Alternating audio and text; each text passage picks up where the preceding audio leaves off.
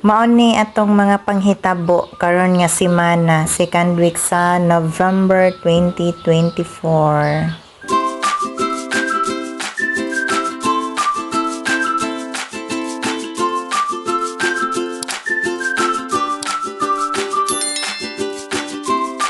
Hello mga ka-team, maayong adlaw sa atong tanan ug mao ni ang mga panghitabo sa atong life karon nga semana.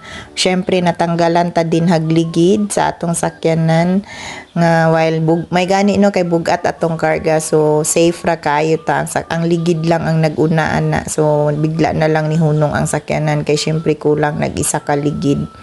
O syempre pag abot sa farm na ada yung duha ka truck nga nagwaiting kay syempre kargahan pagka next day.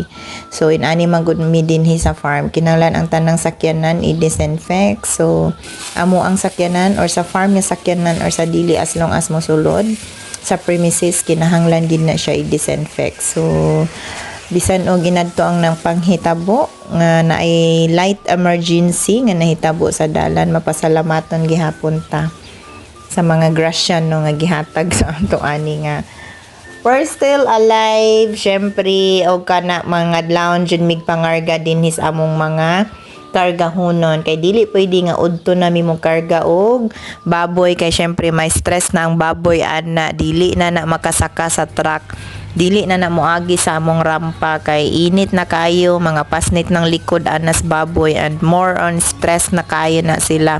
So daghan ang mabalik nga baboy, daghan ang dili makarga basta udto na or nisidlak ng adlaw. So mauna nga mangarga mi ngit-ngit pa kadlawon pa alas 4 ana na nami dinas building, magsuroy-suroy nami or magpagawas nami baboy ana kana nga oras. Ilabi na og duha ka truck dunganon og karga or harvest sa isa ka adlaw, wala alas 3 pa lang manikay-sikay na in town mi. So mao ra gini among life dinhi, magkarga og baboy pagkadlawon, pagkabuntag inig sidlak sa adlaw mamahog, manilhig, manglimpyo, magpatubig ug uban pa.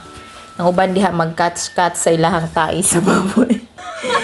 Himuon na nilang kalingawan. Ug mao ni atong baboy nga harbisonon, syempre sidlakan na mis adlaw kay medyo luya, but at least nahuman ra gihapon na magkarga ang tulo ka load ani or duha ka load sa isa ka adlaw. Then another sa ka load sa lahi na pud nga adlaw. So among ting harvest ani is Monday, Wednesday, Friday and Saturday, pero kani ato ning Monday and Wednesday. So thank you kayo kay at least nagpatronize gihapon ng among mga suki nga buyer. So mao na siya nahuman na mig karga sa tulo ka andana ani nga sakyanan kay 3 deckers man ni siya. Aside ana ako mga kauban na pud may time magchismis ana dress gawas, well gagunit og pala kay nana sila gikalot di. Nagkalot na sila og bulawan din ha, iyawat ra daw makakita sila og bulawan og makakwarta sila. Kalot ang isa, ang tulo og chismis pud. So kung unsa lang po na ilang chismisan niya about sa ilahang life kay nana man jud natong life, dili daw ko na pwede nga puro lang trabaho. So mao na siya. And then, pagka another day na po, another harvest na sad. So, thankful ra pud mi kay amo nga mahuman or mahurot dali ang baboy sa sulod sa isa ka buildingan. Ug mao ni akong mga kauban nga kugihan ug abtik kaayo sa nga tanan.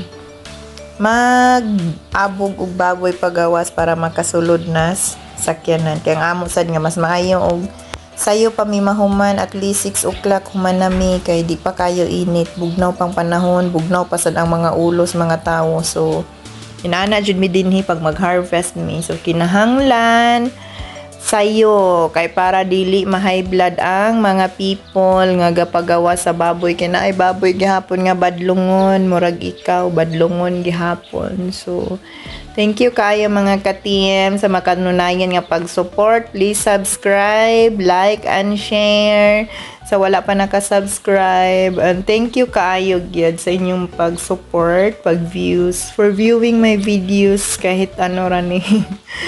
So thank you kayo. Thank you. I hope na padayon mo sa inyong pag-support, pag-view sa atong mga videos. And please click the subscribe button and the notification bell para sa next upload updated pod mo din ha. So thank you kaayo mga ka-team. Bye bye. God bless sa inyong tanan.